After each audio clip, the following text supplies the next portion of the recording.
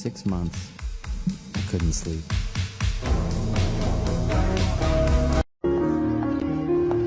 Afternoon. What can I do for you? I need to buy a gun.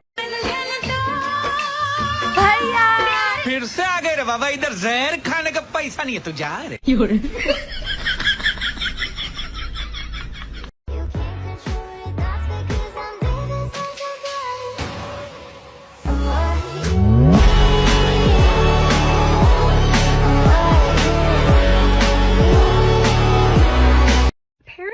Amazon owns Goodreads, and they've decided to stop updating the... Yes, Amazon owns Goodreads. So in addition to everything she said in her video, Amazon actually owns every single review that you put on that website.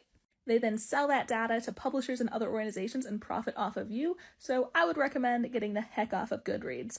And may I plug Storygraph? It is a great app. I love all the features on there, and it's female-owned small business. So check it out.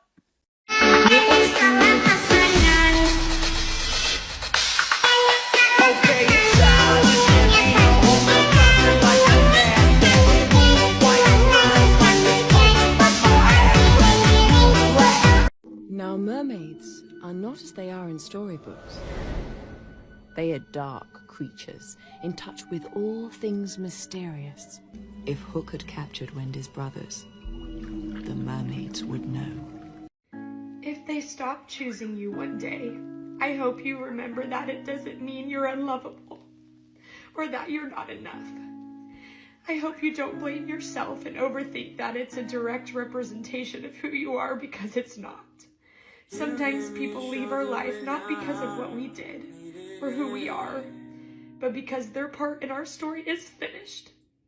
And closed chapters never lead to happily ever afters.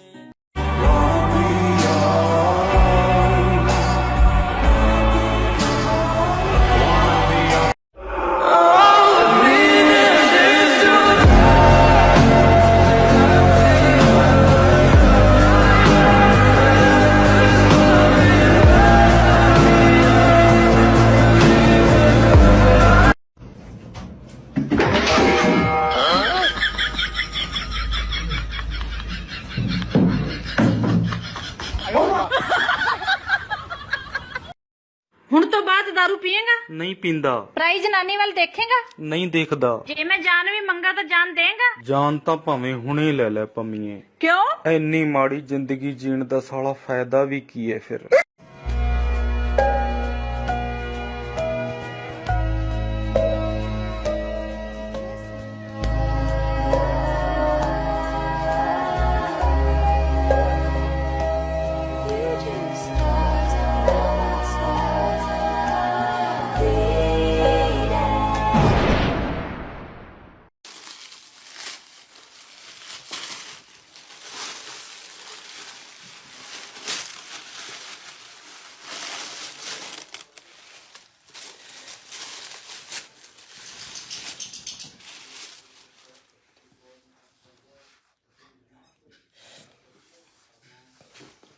Oh my gosh. All that time. I know. That's just beautiful.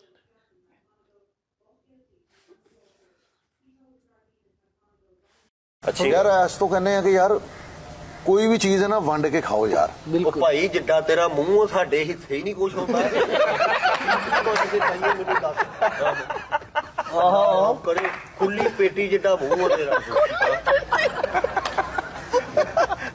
ਤੁਹਾਨੂੰ ਬੜੇ ਹਾਸੇ ਕਰਦੇ ਭਾਜੀ ਦੋਸਤਾ ਖਰਬੂਜਾ ਅੰਦਰ ਐ ਸਿੱਟਣ ਦੇ medicine ਖਾਣ ਦੇ ਛੋਟਾ ਆਪਣੇ ਭਰਾ ਨੂੰ ਕਹਿੰਦਾ ਮਿਲਕ ਸ਼ੇਪ ਬਣਾ ਦੋ ਉਹਨਾਂ ਨੇ ਭਾਈ ਜੱਗ ਬਣਾਇਆ ਇਹ ਕੁਰਸੀ ਤੇ ਬੈਠੇ ਹੋ ਇਹਨੂੰ ਦੁਕਾਨ ਵਾਲਾ ਕਹਿੰਦਾ ਮੂੰਹ ਖੋਲ ਇਹਦੇ ਜੱਗ ਭਾਈ ਕਲਾਸਾਂ ਚ ਨਹੀਂ ਦਿਸਦਾ ਇਹਦੇ ਮੂੰਹ ਚ ਓ ਯਾਰ ਭੋਲਾ ਇਹਦੇ ਮੁੰਡੇ ਨੇ ਇਹਨੂੰ ਢਿੱਡ ਤੋਂ ਫੜ ਕੇ ਇਦਾਂ ਘੁੱਟਿਆ ਤੇ ਉੱਤੋਂ ਮੂੰਹ ਹੋਰ ਮੋਟਾ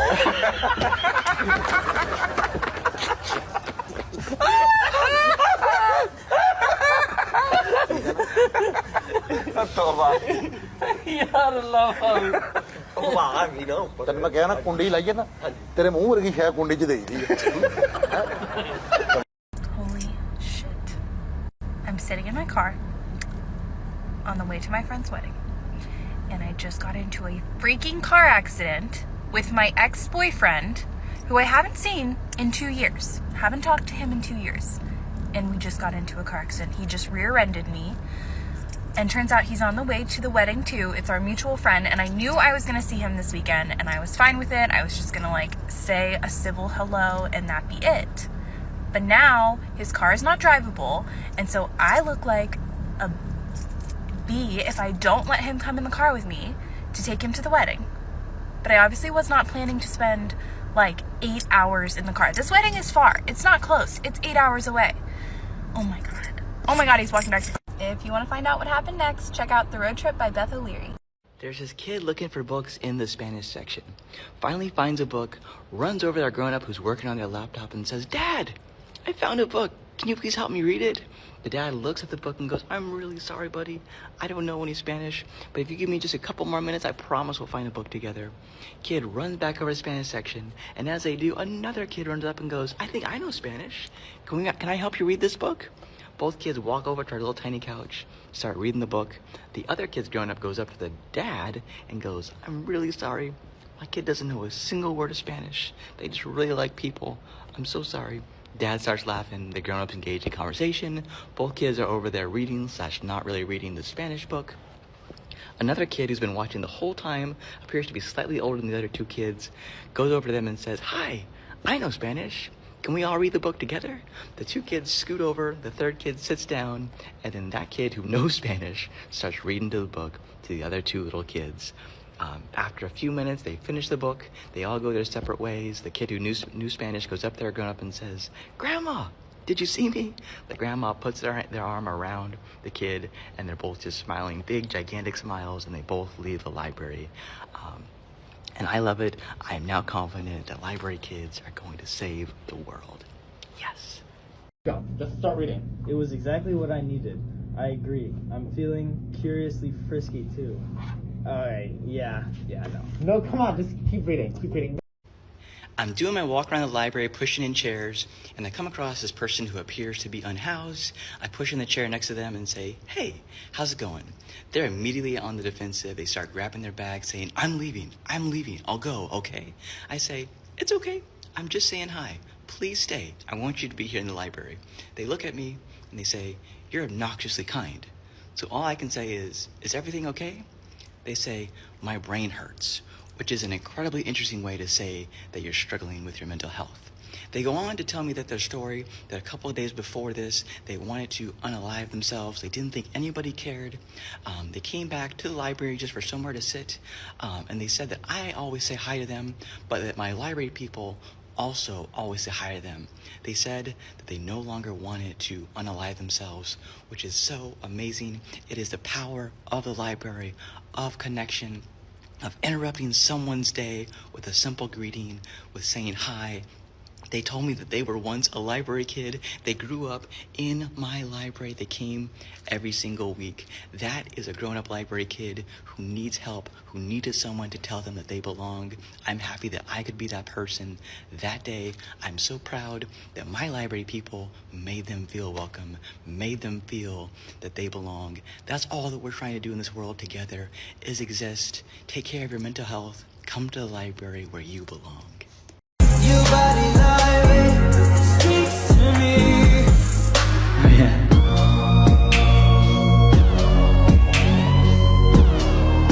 My 80-year-old grandfather read my romance novels. He read about the first 3 of them before he passed away.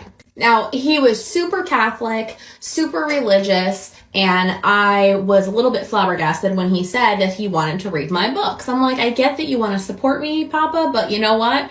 I don't think these books are for you. And in his super, I'm an Italian New Yorker, he was like, "You're my granddaughter, I'm gonna support you, give me your books." So I give him my first book, Collision, and being that it's the first book that I ever wrote, it was very tame. There's only like one sex scene toward the end, and the storyline is actually pretty good.